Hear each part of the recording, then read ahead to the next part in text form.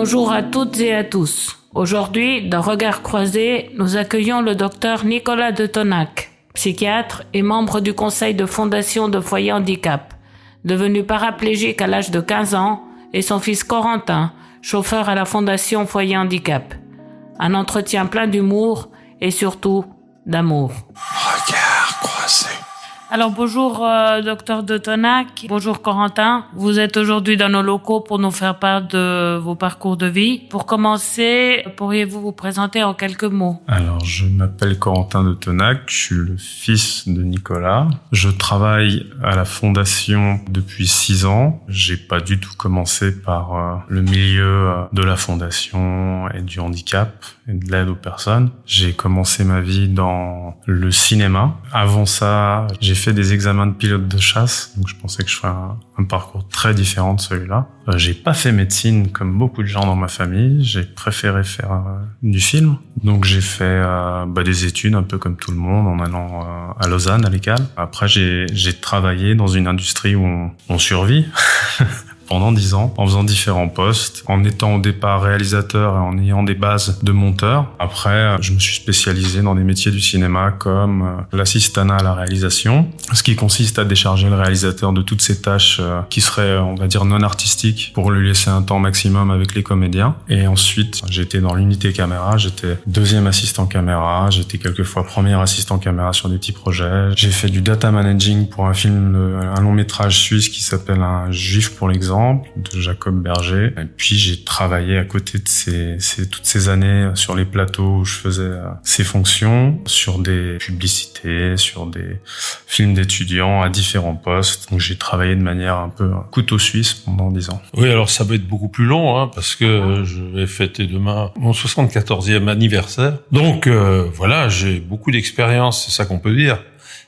Simplement, je suis issu d'une famille qui m'a accompagné après mon accident. C'était en 1965. Je suis devenu paraplégique à ce moment-là. J'en parle parce que c'est une partie importante de mon expérience de vie. C'est aussi ce qui a probablement conditionné mon orientation en médecine, puisque j'ai fait des études de médecine. Je suis devenu psychiatre de liaison à l'hôpital cantonal. J'ai, au fond, pris ma retraite en 2015. C'est à ce moment-là que je suis entré au conseil de fondation de Foyer Handicap. J'étais évidemment intégré dans les différents milieux qui touchent au handicap et j'y reste assez attaché parce que je crois que rien n'est acquis. Il faut se battre tout le temps, pour que les choses évoluent et qu'il n'y ait pas une banalisation de situations qui sont parfois extrêmement rudes. Tout simplement, on les banalise parce qu'on les connaît pas. Et il est très difficile de se représenter ce que vivent les gens pour tout le monde, quelle que soit la situation. Donc moi, je prends la parole quand il le faut pour défendre les personnes en situation de handicap parce que je crois qu'elles ont besoin d'être entendues. Personne ne peut parler à leur place, mais elles ont besoin d'être entendues et il faut parfois demander le silence pour qu'on entende leur voix. J'ai fondé une famille aussi, donc vous voyez un exemplaire de ma production. Et puis globalement, je suis plutôt heureux. J'ai pas honte de le dire. Qu'est-ce qui vous a motivé de faire partie du conseil de fondation? Oh, c'est une histoire un peu particulière parce qu'en réalité, c'était à la demande de Sophie Créfield qui me connaissait un peu parce qu'elle avait travaillé au HUG avant et la suggestion appuyée de René Camerzin qui faisait partie du conseil de fondation et qui trouvait que maintenant que j'étais retraité, il fallait que j'occupe un peu mon temps. Et j'étais un peu sceptique, je savais pas très bien. J'avais une vision de la fondation plutôt par les interventions que j'avais pu faire au sein des résidences. Et puis je voyais pas très bien ce que j'allais pouvoir y faire. Et puis finalement, j'étais très content d'avoir été sollicité pour ça. Parce que, au fond, je suis arrivé à un moment clé où Sophie Créfield voulait absolument qu'il se produise des changements dans la gouvernance, aussi dans les relations qui sont trop figées souvent entre les employés de la fondation et les résidents. Elle avait son franc-parler, et puis pour finir, elle a opté pour un passage à la politique. Et Ludovic Jauget, qu'elle avait recruté, s'est très vite mis à la tâche et alors ça a renforcé mon engagement. Il y a eu le Covid qui a un peu perturbé toutes les actions qu'on avait menées. Puis maintenant, évidemment, je suis très engagé dans le projet du vivre ensemble, c'est-à-dire avoir une politique inclusive et que ça ne reste pas des mots, mais finalement, qu'est-ce qui fait qu'on pratique l'exclusion au quotidien? Ne serait-ce que quand on prend part à une compétition, on va exclure tous ceux qui ont perdu. Donc on est dans un mode de vie qui est perverti par l'idée de l'excellence, de la performance, et qui oublie que d'abord il y a la vie, il y a d'abord la relation à l'autre, les échanges qu'on peut avoir, et c'est ça qui nous nourrit. C'est bien sûr qu'on se nourrit aussi de nourriture, mais des aliments, mais la vraie nourriture, celle qui nous permet de nous dire « je suis content d'être là, je suis content d'être en vie », c'est cette nourriture relationnelle. Et je pense que c'est peut-être mes derniers combats, parce que le temps passe, les années s'accumulent, mais je trouve que c'est des combats encore plus fondamentaux que ceux que j'ai pu mener auparavant. Ça fait combien de temps que vous faites partie du conseil de la Fondation? Depuis 2016, donc ça fait 8 ans. Vous avez vu une belle évolution? Oui, au niveau du conseil, j'ai trouvé que les membres du conseil avaient beaucoup de bienveillance, étaient très impliqués dans tout ce qui touchait à la fondation. Je n'ai jamais eu le sentiment que qui que ce soit là simplement parce que c'était une façon de se faire valoir, du tout. Mais il s'agit bien de personnes qui ont une détermination par rapport, je dirais, à l'idée initiale qu'avait Annette Kaploun, qui est de pouvoir proposer une vie qui ne soit pas juste une apparence de vie, mais une vraie vie aux résidents. Regard croisé. Corentin, vous, qu'est-ce qui vous a motivé de faire partie du service des transports de la Fondation Foyer Handicap? Alors, on va rétablir une petite justice quant à ma présence ici. Il y a une personne qui est ici avec moi et qui, en 2017, se préoccupait de mes réorientations. C'est-à-dire que je faisais des choses qui sont complètement à l'opposé de ce que je fais ici, qui n'étaient pas forcément le cinéma, mais qui étaient d'autres activités. Je me passionnais pour l'économie et la finance, ce que je fais toujours. Mais, pour reprendre les termes de cette personne, c'était: tu as toujours eu un contact avec l'autre, tu as toujours travaillé avec des gens, est-ce que tu penses pas que tu pourrais travailler avec des personnes et puis que ton expertise avec le handicap, d'autres pourraient en profiter? Ah oui. Puis tu aimes bien conduire? Ah oui, c'est vrai. Donc c'est un peu par mon père que je suis arrivé chez vous, parce que je cherchais à avoir quelque chose qui était concret et qui n'était pas forcément le monde virtuel de l'information ou du trading ou ce genre de choses. La seule chose que j'ai fait, parce que il a été abordé le sport et la compétition. Un fils n'est pas toujours d'accord avec son père, c'est comme ça. Une activité, c'est plus un clin d'œil, qui a été faite au sein de la Fondation et qui a aussi été embêtée par la pandémie, c'était une idée de sensibilisation des personnes au handicap. Parce que effectivement, il y a tout le souci de l'inclusion ou de l'exclusion, mais une fois, papa, tu m'as expliqué que l'étranger, c'est celui que les gens reconnaissent pas. Et donc, dans la question du handicap, parce que j'avais fait un film où j'ai dû former un comédien à jouer, à être une personne qui a une paraplégie médulaire assez haute. Et il faut être, et pour être, il faut pratiquer. La théorie, ça marche pas. On peut pas s'approprier une émotion par la pensée, par la théorie. Il faut vivre les choses. Ça passe par le terrain. Donc l'idée, elle était simple. C'est que ça sert à rien de mettre des personnes dans un fauteuil roulant en homme sandwich avec des slogans sur le handicap, ça fout la trouille à tout le monde, ça ne marchera pas. Là, l'exclusion, elle va bien marcher et les gens liront pas ce qui est écrit. Ils vont foutre le camp. Par contre, si vous les mettez dans un fauteuil roulant, là, vous leur donnez la possibilité de vivre un tout petit peu ce que vivent les autres, par procuration, entre guillemets, directement, c'est-à-dire en regardant comment les gens interagissent avec vous, que ce soit la condescendance, la trouille, ce genre de choses. Et ce qui avait été fait, c'est qu'à l'Unimail, il y avait 2 activités. Une, qui était la compétition et le sport, qui a beaucoup amusé les étudiants parce que c'était avec des fauteuils de basket et puis c'est extrêmement ludique.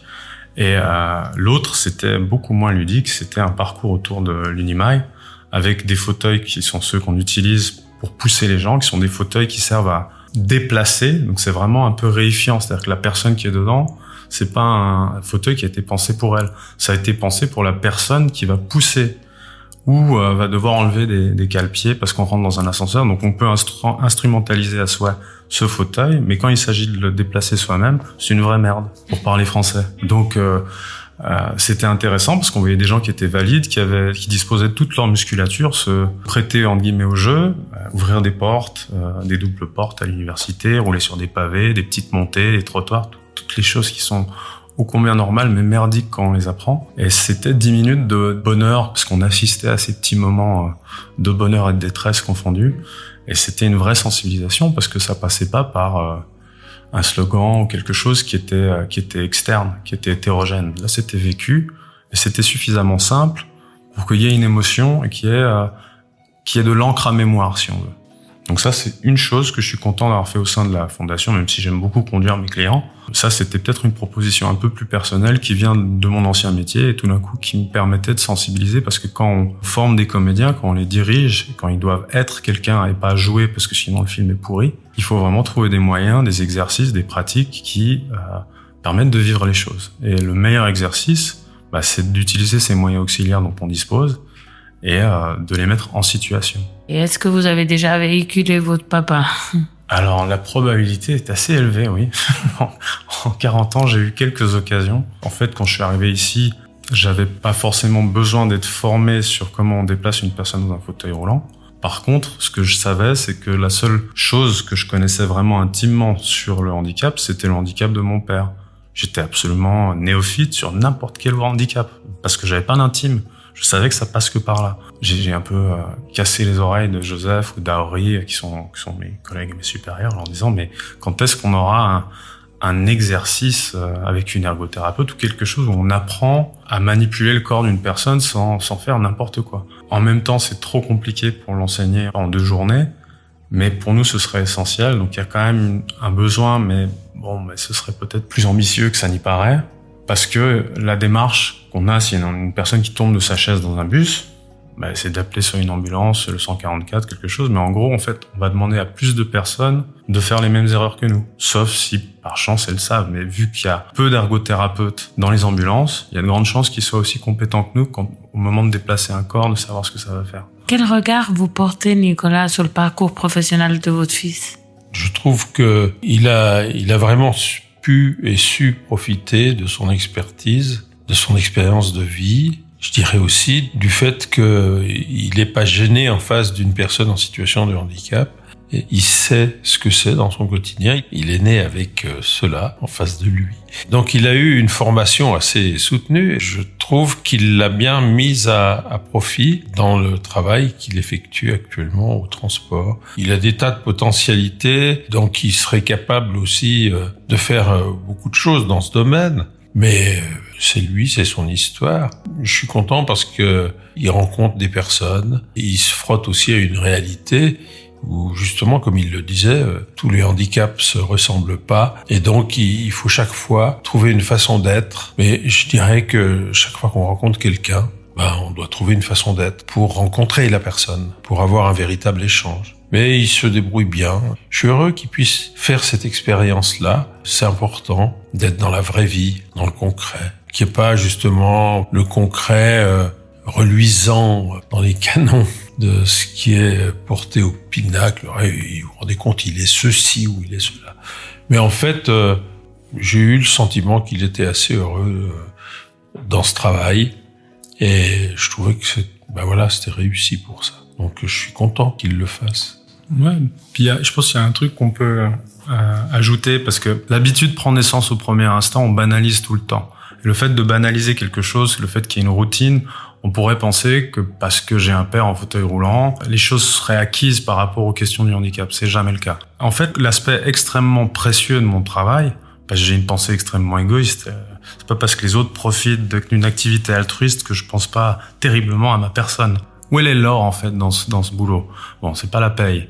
Ok, c'est la liberté de conduire. Conduire à Genève, je pense pas que ce soit le pinacle pour rouler. C'est extrêmement stressant, vous pouvez perdre votre permis. Donc en fait, qu'est-ce qui m'intéresse? Moi, ce qui m'intéresse, c'est d'accéder, de pouvoir dans mon travail être en contact avec des personnes qui ont un profil ou une expérience de vie qui est déjà très différente de la mienne, mais qui a une certaine richesse par rapport à l'adversité, par rapport à la souffrance, par rapport à tout ce que ces personnes traversent et vivent, qui les constitue, qui les rendent complexes est intéressante et différente. C'est-à-dire que nos discussions, elles sont de l'ordre de la discussion qu'on a avec un chauffeur, mais en fait c'est à bâton rompu, c'est sincère, c'est sans filtre. On est dans la vie de l'autre. On est réellement dans quelque chose qui est l'intime, le combat ordinaire, les moments de souffrance, les satisfactions simples. Et en fait, de vivre ça avec toutes ces personnes, ça ramène une certaine réalité, une certaine simplicité et beauté de la vie qu'on perd dans d'autres routines, dans des activités qui seraient plus automatiques. Si vous faites du trading tous les jours, je pense que vous perdez une part de l'humain. Je pense que dans le cinéma, les gens voient le cinéma avec tout le glamour du festival de Cannes ou toutes ces conneries. Le cinéma, c'est une armée, c'est extrêmement violent, ça va vite. Le lendemain, vous pouvez être chômeur assez rapidement si vous faites perdre de l'argent ou vous avez des comportements inadéquats par rapport au groupe et aux objectifs. Donc en fait, de pouvoir vivre tout d'un coup quelque chose qui est aussi spécifique et qui est propre au monde du handicap et de pouvoir échanger assez librement avec des personnes qui sont d'accord de vous livrer ce qu'elles vivent, il y a quelque chose d'assez unique qui tous les jours nous rappelle un petit peu ce qui est un drame, ce qui ne l'est pas. Ça nous permet de nous recentrer, de pas vivre quelque chose qui m'effraie énormément, l'ennui. Il y a quelque chose d'authentique et de vrai tous les jours. Ça paraît anodin, mais je pense que c'est précieux. Regard croisé. Quel regard vous portez, vous, Corentin, sur le parcours professionnel de votre papa? Les choix de vie de mon père, ça tient un peu d'un type qui s'est battu tout le temps et puis qui est un miraculé. C'est-à-dire que comme moi, il était nul à l'école. Parce qu'il a tous les profils de l'hyperactif, du mec qui va pas écouter, donc il va en chier. Et moi, c'était exactement la même chose. Donc déjà, il survit à l'école, qui est un truc qu'il a dû détester. Et il l'a détesté 2 fois, parce qu'il a vu que son fils détestait, donc ça lui rappelait plein de bons souvenirs. Enfin, c'est quelqu'un qui se réinvente à 14 ans. Parce qu'il y a un moment que tu renonces immédiatement, comme doit le faire une personne mature, mais en fait, la vie te pose pas la question, c'est maintenant. Et tu dois choisir en fonction de ce qui va être possible. Et tu vas devoir prendre en charge ta vie complètement différemment. Tu vas devoir renoncer. Choisir, c'est renoncer. Donc tu vas devoir choisir fort. Et qu'est-ce que tu fous? Et qu'est-ce qui t'intéresse? Parce qu'il y a un moment, t'aurais pu bosser dans une banque vu ta famille, mais c'est pas ce que t'as voulu faire. Parce qu'en fait, t'occuper de l'argent, ça t'intéressait pas. C'est pas que tu t'en fous, mais en fait, ce qui t'intéresse, c'est l'autre, c'est l'humain. C'est avec ça que t'as une vibration, un talent, une écoute, que tout d'un coup, tu sais dire des choses qui touchent profondément les gens parce que t'es suffisamment perché pour les choper et leur dire, le verbaliser. Donc, les choix qu'il a fait, c'est en partie de la survie. Parce que quand on est en situation de handicap, on survit. Les gens comprennent pas que l'espérance de vie, elle est différente, que le temps, il est compté. Ils le disent de manière, comme tous, on le dit, ok, demain, il fera tel temps, ou, c'est une banalité. Mais en fait, si on leur demande, vous avez planifié votre journée avec 12 heures de moins. Ou, je sais pas, voilà, la journée fait plus 24 heures, elle fait 12 heures. Vous pouvez faire ça, vous pouvez pas faire autre chose. Alors, on n'est plus dans la norme, on n'est plus valide. On veut récupérer ce que la vie, entre guillemets, nous a pris. Donc, on veut une famille, on veut des enfants, on aimerait. Et puis c'est possible, c'est pas possible. Donc il y a une part de miraculé, puis il y a une part de quelque chose que j'admire énormément, parce que ce qui m'éblouit chez les gens, c'est pas forcément qu'ils soient brillants intellectuellement, c'est qu'ils se battent. Moi je suis primaire, j'aime le combat. Et les gens qui se battent, ça me plaît. Et mon père est quelqu'un qui se bat. Donc j'aime ça. Regard croisé. Qu'est-ce qui vous amène de travailler chez Foyer Handicap? C'est le fait d'avoir ce contact avec des personnes qui ont une vista ou une expérience auquel je peux pas accéder sans eux. C'est-à-dire que on peut pas imaginer les choses. Il n'y a pas de pondération émotionnelle, il n'y a pas de poids dans les choses qui sont trop théoriques. Il faut vivre les choses. On le vit pas par procuration, mais par contact. C'est un peu plus beau que la procuration, c'est-à-dire qu'on est avec ces personnes. Quand vous regardez quelqu'un de vivant, vous vibrez, vous sentez s'il a mal, s'il est heureux, s'il y a quelque chose, vous êtes avec lui. Ça marcherait pas à travers une télé, un écran, ça coupe ce truc. Mais quand vous êtes avec les autres, vous vivez avec eux. Et si vous vivez avec eux, vous accédez à ce royaume extrêmement précieux qui vous donne des bribes de qu'est-ce que c'est cette vie, cette personne et quel combat c'est en fait. C'est ça qui m'intéresse. Je pense pas que je pourrais travailler dans un bureau, je pourrais travailler dans un open space à transmettre des choses avec des personnes. Éventuellement, ce que vous faites ici, ça, c'est quelque chose d'envisageable, mais vous me mettez dans une pièce, vous me tuez. J'ai besoin d'être dans un bus et foutre le camp, échapper à mon patron, à tout le monde, à me tirer. Ça, j'ai un besoin viscéral. Mais en même temps, paradoxalement, j'ai besoin du client qui est derrière pour être dans la relation. Et puis, il y a probablement quelque chose qui me convient énormément chez les personnes en situation de handicap, c'est que c'est pas des clients qui sont trop invasifs, ils sont pas trop chiants. J'ai eu un patron qui était Pierre Keller, qui était le directeur de l'ECAL, et j'étais son chauffeur, officieusement, pas chauffeur pro à l'époque. Pierre, il était brillant, on apprend des tas de trucs, mais je pense pas que j'aurais voulu avoir ce type comme passager à longueur de journée. Il y a un moment, je suis ravi d'avoir cette intimité saine où tout d'un coup on peut être avec des gens qui ont énormément à vous apprendre et qui sont pas trop menaçants en même temps pour vous. C'est-à-dire que vous êtes un animal sauvage dans votre bus, vous vous conformez aux règles et vous pouvez partager en plus quelque chose. Vous êtes quelqu'un de privilégié. Ils sont parfaits pour quelqu'un qui serait un ours au volant comme moi. Regard croisé. Et vous, Nicolas, qu'est-ce qui vous a amené de collaborer pour Foyer Handicap? J'avais du temps et puis j'ai été séduit par ce qui était proposé, donc je savais pas très bien quelle place j'allais trouver au sein du conseil et dans la fondation elle-même, puisqu'ensuite mes activités se sont développées au sein des différentes équipes des résidences, mais aussi dans les ateliers avec Pierre Cohn, qui lui se trouvait être un camarade de volée. On a commencé la médecine en même temps, sur le même banc. C'était amusant de se retrouver là, à ce moment-là. Donc on fait équipe depuis, pour notre plus grand bonheur, parce que finalement on a une vision qui s'accorde parfaitement. Et comment vous avez vécu votre handicap dans votre vie professionnelle? Alors je l'ai vécu comme un atout. Au départ, je le voyais comme quelque chose qui allait m'empêcher de faire certaines choses. D'ailleurs, je savais très bien qu'en faisant de la médecine, je pourrais pas faire de la chirurgie, quoi. Il faut pas rêver. Puis même pour la médecine interne, c'était pas forcément très simple. Donc et à un moment donné, alors que j'avais pas encore fait de choix tout à fait clair, je me suis orienté vers la psychiatrie. Parce que j'ai trouvé que les patients en psychiatrie étaient des gens qui nous disaient une forme de vérité qu'on se cache dans le quotidien. J'ai trouvé que c'était captivant. J'ai rencontré aussi des personnes au niveau de l'encadrement. Mon handicap a progressivement disparu, je dirais, dans ma pratique professionnelle. C'est même parfois devenu une farce. Quand il m'est arrivé de rentrer dans des chambres de patients à l'hôpital, je rentrais dans leur chambre et puis la personne me voyait arriver, puis elle me disait « Ah mais vous êtes trompé de chambre, c'est pas votre chambre ». Et puis je dis « Non, mais c'est vous que je viens voir, moi je suis psychiatre ». Alors la personne disait « Ah bon ». Et en réalité, donc c'était mon handicap qui était pris en compte au départ, mais c'était très bien. J'avais aucune envie de le cacher. Ça faisait partie de ma personne. C'était mon expérience de vie. Je dirais, il en allait de ma crédibilité aux yeux des autres, aux yeux des patients. Je disais, ah, mais lui, il sait ce que c'est. Souvent, on me l'a dit. Ah, mais vous savez ce que c'est. Je me disais, oui, ça, c'est un avantage énorme.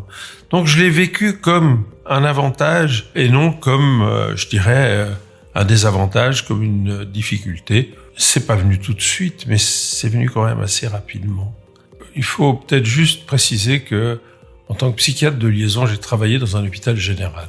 J'ai eu affaire à des personnes hospitalisées pour un problème au niveau de leur corps et qui avaient soit une maladie psychiatrique en plus, soit qui avaient ce qu'on pourrait appeler des problèmes psy en raison de la situation dans laquelle ils se trouvaient. J'ai occupé une position où je devais comprendre ce qui se passait pour les soignants et ce qui se passait pour le patient. Et en arrivant dans la fondation, j'ai jamais tellement changé mon attitude qui essaye de comprendre ce qui se passe pour les uns et pour les autres. Et puis d'essayer, je dirais, d'apporter quelque chose qui permette le déblocage de certaines situations, qui permette d'éclairer un peu les difficultés rencontrées par les différents protagonistes. Et vous, Corentin, comment vous avez vécu l'handicap de votre papa par rapport à votre parcours professionnel? En fait, on peut parler de difficultés liées à un handicap d'un parent. En général, c'est au début où vous êtes en train de vous constituer et de vous affirmer en tant qu'individu. Généralement, c'est toute la traversée que vous faites dans l'enfance. On peut pas dire qu'elle est plus ardue parce qu'on connaît pas celle des autres, mais ça constitue, en guillemets, un handicap de plus, de devoir intégrer des modèles qui sont différents, de les voir souffrir, de percevoir une fragilité physique où tout d'un coup on pourrait vous enlever un de vos proches. Pour essayer de donner une idée, moi j'ai eu beaucoup de chance à l'école parce que j'étais nul à l'école. Et c'est une très très bonne chose parce que plus on souffre, plus on rencontre d'adversité, plus on doit se battre, plus on devient résilient. J'ai un très très bon copain qui m'a quitté en 2015, qui s'est suicidé et qui a eu une sorte de parcours inversé, c'est-à-dire que bien que lui il ait eu des souffrances enfant, il avait une extrême facilité à l'école. Et arrivé un moment où, dans sa carrière, il a rencontré la difficulté, du point de vue scolaire ou du point de vue du cursus professionnel. Et il n'était pas du tout préparé. Je pense qu'on choisit ses parents. Je pense que j'ai choisi quelqu'un qui allait me donner du fil à retordre comme ça parce que ça allait me donner beaucoup plus d'or et d'argent. J'allais être riche de quelque chose qui ne me serait pas accessible autrement. Si mon père avait été valide, je ne serais pas cette personne devant vous. j'aurais pas ce physique, j'aurais pas cette attitude. Ça m'a permis d'être plus résilient. Et quand j'ai été au collège ou quand j'ai fait les examens de pilote de chasse, que j'ai réussi qu'à moitié, c'est-à-dire qu'à un moment j'ai compris que c'était pas du tout ce que je voulais faire, mais enfin j'ai quand même pu voler aux frais du contribuable, donc je remercie tous les contribuables, c'était très gentil. J'ai pu me battre pour des choses qui initialement peut-être j'aurais pas osé les rêver. Donc c'est une très bonne chose d'avoir des modèles très combatifs. Il faut évidemment, si on a une personne qui est en situation de handicap, je vous souhaite d'avoir quelqu'un comme moi, c'est-à-dire qui baisse pas les bras et qui tous les jours se bat. Parce que ça simplifie énormément les choses pour vous, sur le point de vue du questionnement. Vous n'avez pas le choix. Vous devez vous battre. Vous pouvez pas arrêter. Ça vous donne une discipline. C'est extrêmement précieux. Moi, ça m'a énormément enrichi. Aujourd'hui, j'ai aucun problème. Si je commence mon service à 7h, je vais me lever à 5h du matin pour faire pendant 1 heure du sport. Parce que je sais que mentalement, si je fais pas de sport, je vais pas tenir. Donc j'ai cette discipline, mais elle vient de quelque part. Elle vient des différents sports que j'ai fait tout au long de ma vie. Mais elle vient quand même parce qu'à un moment, j'ai dû me constituer avec les modèles que j'avais.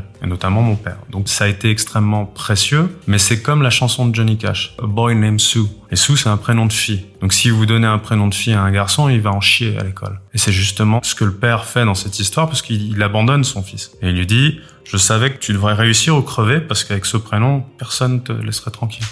Et ben c'est un peu la même idée. Regard croisé. Et quels sont, à votre avis, les qualités et les défauts de votre papa? C'est quelqu'un qui est combatif, ça je l'ai déjà dit, c'est quelqu'un qui est généreux, c'est quelqu'un qui est intelligent, qui a une écoute. Vraiment, la première qualité me concernant, c'est quelqu'un d'extrêmement aimant. C'est-à-dire qu'on peut être parfaitement en désaccord, ça ne pose aucun problème sur le fait qu'on puisse s'entendre et avoir une relation qui est saine. Les défauts, mais en fait il a des défauts comme moi, il est dans la lune. Parce que rêver, des fois c'est plus intéressant. Probablement on dit pas des choses assez intéressantes. Et des fois il est pas là, mais en fait, moi j'ai le même défaut. Quand je m'ennuie, l'école m'a bien entraîné à ce niveau-là, je me suis beaucoup ennuyé à l'école. On file, on s'échappe comme on peut. Si j'étais cynique, je dirais que tu ne cours pas très vite, que tu es dans la lune, que tu fais des blagues de médecin. Les blagues de médecin, c'est très dangereux quand on est enfant, c'est que ça fait beaucoup rire les médecins, mais ça fait pas rire les copains ou d'autres copains. Donc en fait, il faut quand même faire attention, elles sont pas aussi efficaces qu'annoncées. Je vais quand même demander à Nicolas quels sont les défauts et les qualités de votre fils. Et sa plus grande qualité, c'est qu'il a un cœur immense. Aujourd'hui, je le vois comme une qualité majeure. Je pense que sans ça, on va pas loin. Et puis, il est intelligent, mais ça, il y peut rien. Mais enfin, c'est une qualité, c'est vécu comme une qualité dans notre société. Et puis, ses défauts, oui, il a des défauts comme moi, parce qu'il écoute pas toujours. C'est quand même lui qui paye le prix fort, le fait de pas écouter. Comme moi d'ailleurs, oui, effectivement. Il a aussi beaucoup de qualités, ce qui est un défaut majeur. Est-ce que vous êtes d'accord l'un et l'autre avec les réponses que vous vous êtes données? Je pense qu'on vous a pas trop menti. On n'a pas l'habitude de se mentir, ni de mentir aux autres. À la limite, je me tais. J'ai la possibilité de pouvoir répondre aux questions parce que je dispose d'un champ de vocabulaire et d'expression qui ne me coince pas. C'est-à-dire que je trouve une façon d'exprimer ce que j'ai besoin d'exprimer. Je suis très attaché à la pratique de ma langue et je suis toujours très embêté quand il s'agit d'une langue étrangère parce que chaque fois, il me manque quelque chose et j'arrive pas à m'exprimer. Et je pense aux gens qui sont aphasiques et qui arrivent pas. Moi, ça m'énerve autant que les aphasiques sont énervés parce qu'ils peuvent pas dire ce qu'ils aimeraient dire. Parce que t'es un peu maniaque et que tu veux un peu comme Jolien le mot juste. C'est vrai, un défaut qui me concerne et que tu t'as pas cité, c'est que ado, quand j'étais mal à l'aise, quand on m'emmerdait avec des questions, j'étais logorique. C'est-à-dire que je verrouillais l'espace verbal. Je laissais pas les gens en placer une, comme ça c'était plié, je me tirais, tiens. Regard croisé. Et Nicolas, est-ce que vous êtes déjà senti discriminé en tant que personne en situation de handicap? J'ai pas de souvenir précis comme ça. J'ai pas gardé ce genre d'expérience parce que c'est des expériences très douloureuses. De toute façon, se sentir exclu, c'est très très pénible et très douloureux. Et j'ai eu une chance extraordinaire, c'est d'être dans un milieu, je parle de mes parents et de mes frères, où il n'y avait pas de discrimination. Il y avait des limites qu'on pouvait pas franchir, oui, mais il n'y avait pas de discrimination. Et ça, c'est un des plus beaux cadeaux qu'on puisse vous faire. Alors que votre singularité, au fond, je dirais entre guillemets, vous condamne à être en marge, et que tout d'un coup, vous faites partie du groupe à part entière, et pas juste parce qu'on vous a fait une place pour vous, comme ça. Non, mais vous faites partie du groupe à part entière, c'est ce qui m'a permis de devenir ce que je suis devenu. J'aurais jamais pu autrement. Et ça, c'est une chance. Oui, ça m'est arrivé de me sentir discriminé, mais au fond, je me dis, mais les gens, ils peuvent pas forcément accueillir des choses qui leur font trop peur. C'est pas possible, ils ont la trouille. Puis je les comprends. C'est normal. Et il y a quelque chose d'un peu monstrueux dans ce que je suis. Oui, il y a quelque chose de monstrueux parce que je peux pas me fondre dans la foule. Si on dit où est Nicolas, c'est pas comme où est Charlie, où il faut absolument le trouver quelque part. Non, Nicolas, on le voit tout de suite. Paf, il est là. Ouais, c'est Philippe Pozzo qui m'avait dit tu sais où tu trouves un tétra, donc Philippe Pozzo Iborgo qui était tétraplégique. Je dis bah non Philippe, je sais pas où on trouve un tétra. Là où tu l'as laissé. Regard croisé. Je me souviens plutôt des histoires rigolotes liées à la discrimination. C'est dommage parce que cette histoire rigolote, c'est mon père qui me racontait, donc c'est à lui de la raconter. Mais une fois, il échangeait avec Alexandre Jolien sur leurs expériences de discrimination où Jolien, qui est quand même pas trop manche intellectuellement, s'était fait virer par un contrôleur des billets parce qu'il pensait que c'était un teuillet qui était monté sans son... Puis il l'avait foutu dehors. Et toi, t'avais raconté une histoire quand t'étais allé faire une conférence à Paris. C'était dans un hôtel, mais toi, tu étais dans un hôtel en dehors de la ville, il fallait prendre le bus. L'architecture urbaine n'était pas du tout adaptée. Si le bus se mettait pas collé contre le trottoir, c'était pas possible pour une personne en chaise de monter dans le bus. T'avais fait un signe au chauffeur de la RATP et qu'il avait été de mauvaise foi parce que il avait pas réagi, il avait laissé un espace. Il faut nous le dire avant, monsieur. Et t'avais eu du bol parce que dans cette banlieue, il y avait des jeunes comme ça et ils t'avaient vu et ils t'ont pris en charge et ils t'ont monté dans le bus. Tu les as remerciés, merci. Empoigné Et posé dans le bus. Parce ils manquaient pas d'énergie. C'était une période où il y avait des bus qui étaient incendiés. À Paris, il y avait pas mal de tensions, dans les banlieues notamment. Donc tu te rendais à ta conférence et là, avec le même chauffeur, tu avais demandé ton arrêt. Et là, le chauffeur, il avait laissé encore plus d'espace entre le trottoir et le bus. Tu l'avais repris en disant, mais écoutez, comment je fais? Il t'avait complètement envoyé péter. Et là, les mêmes jeunes s'étaient occupés de toi, t'avaient déposé sur le trottoir, comme ça. Et le dernier avant de partir, il t'avait regardé et dit, faut pas qu'il s'étonne de se faire agresser tout le temps, ça là. Ouais, ça, c'est mon histoire sur l'exclusion. Je l'avais trouvé très bien. Regard croisé. Est-ce que vous aimeriez ajouter quelque chose à vos deux portraits? On a eu la chance d'être deux personnes très différentes et pourtant on se ressemble beaucoup et en s'aimant beaucoup on a pu partager. Et il y a une sorte de loyauté. Je viens pas d'une famille où les gens s'abandonnent. On n'abandonne personne chez moi. Il y a une complicité. Il y a une immense complicité, puis il y a quelque chose où on vit avec les siens, on meurt avec les siens. Il y a quelque chose de très fort. Ça m'empêche pas d'avoir eu mon amoureuse, ma chérie est à Marseille, ça m'empêche pas d'aller la voir. Demain, je vais disparaître, je vais filer comme je sais si bien le faire en voiture, puis je vais aller la trouver parce que j'ai terriblement l'ennui. Donc je suis pas prisonnier des miens. Mais il y a quelque chose d'extrêmement précieux. C'est ce qu'on appelle de l'amour. C'est ce qu'on appelle un clan, un groupe. Il y a quelque chose qui vous relie aux autres, une expérience. Vous avez une certaine loyauté.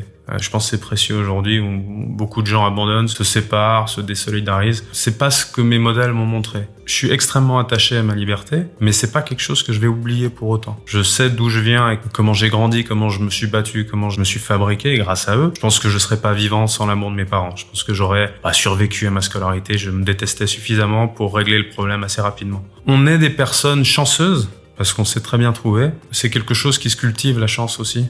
Il faut pas penser qu'on joue au loto et qu'elle tombe, ça marche pas comme ça. C'est de la relation, c'est un investissement. On a beaucoup de chance. Et il a eu beaucoup de chance avec ses parents. Ses parents étaient des gens très aimants. Ils seraient pas là non plus aujourd'hui. Oui, on a fait quelque chose, mais on a fait exactement ce que faisaient aussi les autres. Quand vous êtes dans la même musique, vous bougez la tête de la même façon que le reste de la foule. Donc vous êtes stimulé d'une certaine façon. Et de quoi j'ai hérité, ou qu'est-ce qui était déjà là et dont je bénéficie, j'en sais rien. Mais je peux vous dire que je danse comme les autres et je suis ravi. Merci Corentin. Nicolas, est-ce que vous aimeriez rajouter quelque chose à votre portrait? On pourrait rajouter comme ça pendant des heures, parce que, c'est quand on est 10 centimes, je pars, et puis ça part. Dans mon histoire, il y a deux personnes clés, en plus de ce que j'ai raconté. Il y a ma femme, qui a été assez folle pour prendre l'homme que je suis dans sa vie et de faire sa destinée que les gens n'imaginent jamais faire. Vivre avec une personne en situation de handicap et le choisir. Pas parce que je suis devenu paraplégique après, non. J'étais paraplégique. Sa générosité, le cœur qu'elle a, c'était un élément extrêmement important. Et puis l'autre personne, c'est ma fille. Voilà, j'ai Corentin, j'ai Aliénor. C'est deux personnes complètement différentes. Donc c'est une richesse totale. Ça aurait été bête d'avoir deux fois les mêmes. Et ça, quand on a la chance d'avoir des trésors comme ça, qui vous interpellent, qui vous laissent jamais tranquille, parce que ça, on fait pas des enfants pour qu'ils nous laissent tranquilles, alors on n'a pas compris. En plus, elle m'a fait des petits-enfants, alors voilà. Regard croisé. Une blague de médecin. Il y en a une que j'aime bien. Quelle est la différence entre Dieu et un chirurgien? Mais vous la connaissez peut-être. La différence, c'est que Dieu s'est jamais pris pour un chirurgien.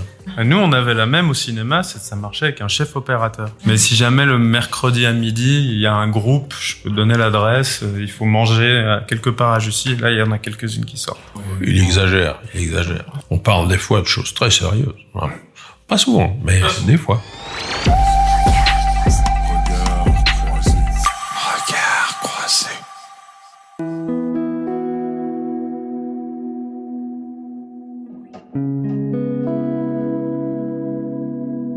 C'était Regard croisé pour Synergie Mag. N'oubliez pas de partager et de commenter. Et comme le dit Alexandre Jolien, la chose la plus difficile, en tout cas à mes yeux, est d'écouter l'autre sans le juger.